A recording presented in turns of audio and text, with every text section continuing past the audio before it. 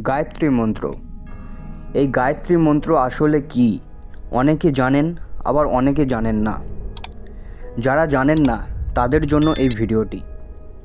আসলে গায়ত্রী মন্ত্র হলো, আমরা সেই পরম আরাধ্য পরমেশ্বরকে ধ্যান করি, যিনি সমগ্র জগতের সৃষ্টিকর্তা ও সুখ দুঃখের কারণ, যার ঐশ্বরিক আলো আমাদের বুদ্ধি বা প্রজ্ঞাকে উদ্ভাসিত করে।